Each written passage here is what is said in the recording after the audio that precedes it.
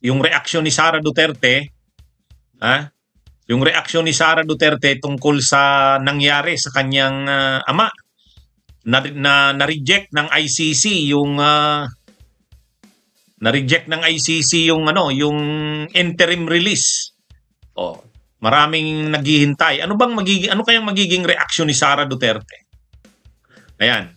Nagbisita si Sara Duterte sa sa Mati, siyudad ng Mati ba 'yon? Nagbisita siya at sa kanyang pagbisita ay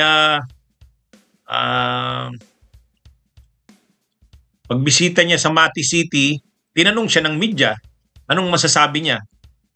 Tinanong na rin siya tungkol sa anong reaksyon niya sa pagkakatalaga kay Boying Rimulya bilang ombudsman. At yung sinabi ni Boying Rimulya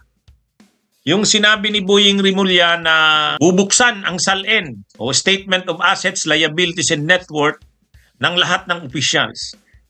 Kasama na ang presidente, vice president, at sinabi rin ni Boying Rimulya na bubulat-latin niya ang SALN ni Sara Duterte. Yan. So, tinanong si Sara sa mga reactions diyan sa mga bagay na yan. So, unahin muna natin yung reaksyon ni Sara tungkol sa pag-reject ng ICC sa interim release ng kanyang ama. Ayan. Actually, wala namang binigay na reaksyon si Sara. Wala siyang binigay na reaksyon. Ang sabi niya lang, ayaw niya na daw munang mag-react. Tungkol dyan sa issue na yan ng ICC kasi unahin na daw muna yung tungkol sa mga biktima ng lindol doon sa Davao region. Kunwari pa si Sara na nagmamalasakit kunwari pa na mas una sa kanya yung mga biktima ng lindol. Pero ang totoo dyan, ayaw niya lang tanggapin na isa siya sa mga dahilan bakit na-reject yung interim release. Ayaw niya pang tanggapin na yung kanyang sobrang pagdadaldal, yun yung naging dahilan. Isa sa mga naging dahilan. Ito yung sinabi ni Sara. I-hold ko na lang muna yung comment ko dito sa ICC case. Kasi kailangan natin maki-empathize sa mga nabiktima ng lindol at mag-sympathize doon sa mga namatayan. So akala mo Akala mo kagalang-galang na mas importante sa kanya yung mga naging biktima ng lindol sa Davao, Pero sa totoo, hindi talaga siya makapagbigay ng comment tungkol doon sa nangyari sa interim release ng kanyang ama kasi unang-una masyado nang umasa masyado na rin kasing pinaasa ni Kaufman itong si Sara. Actually, si Sara Duterte parang si Harry Roque. Naalala nyo yung vlog ni Harry Roque, mga kabunyog? Sabi ni Harry Roque, 100% ako naniniwala maigagrant ang interim release. Napahiya ka sobra ang tiwala nyo kay Kaufman. Akala nyo dahil may nakuha na kayong host country, nung nakakuha sila ng host country, mukhang the Netherlands yun yung napapayag nila na tanggapin si Duterte. Parang sa kanila, okay na. Ayan. Parang in the bag na. Sigurado na. Kasi nung una, wala silang nakukuhang host country. Nung bandang huli, may nakuha na yata. Yun yatang the Netherlands. Tapos sinubmit na yata sa ICC.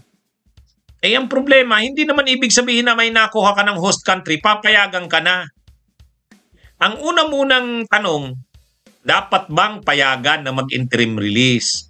Ang sunod na tanong, saang bansa? Yun. Kaya yung tungkol sa saang bansa, sunod na yun.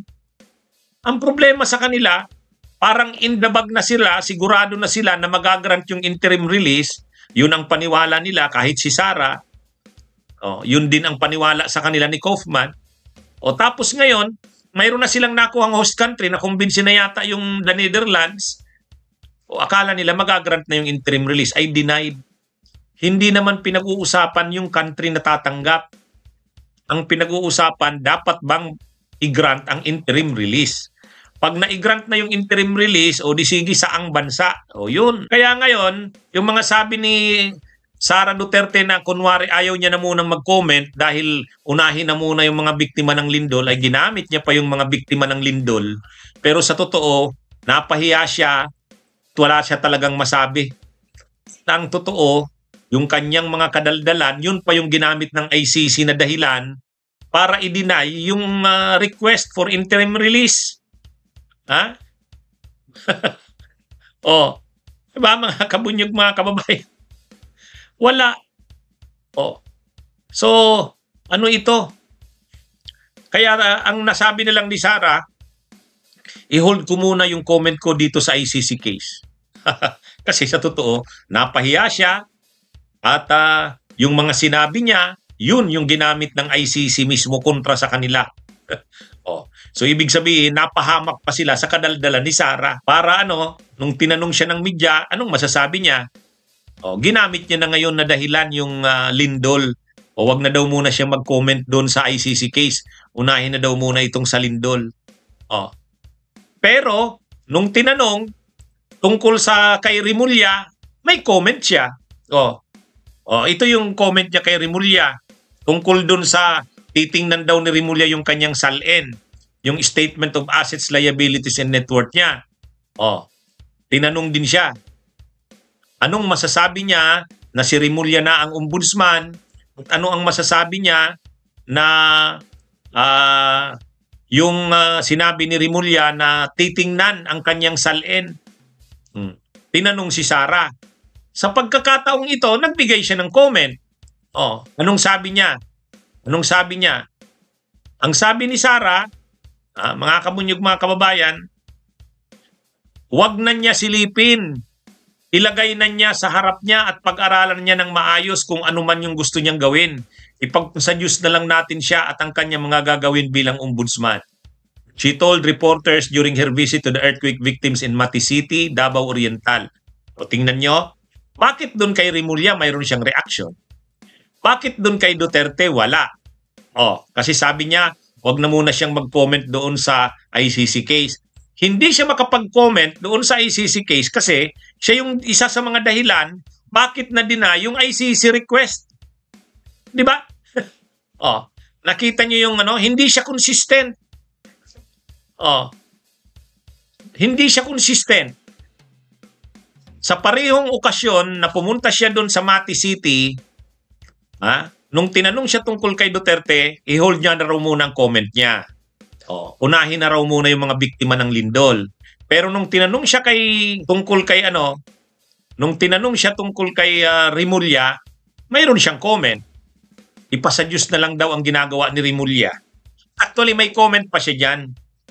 Ang comment niya, kung siya daw ang presidente, hindi niya i-appoint si Rimulya. Ay natural. Natural. Wala namang i-appoint niya yan. Siyempre, hindi niya kakampi si Rimulya. O di natural, hindi niya naman yan i-appoint.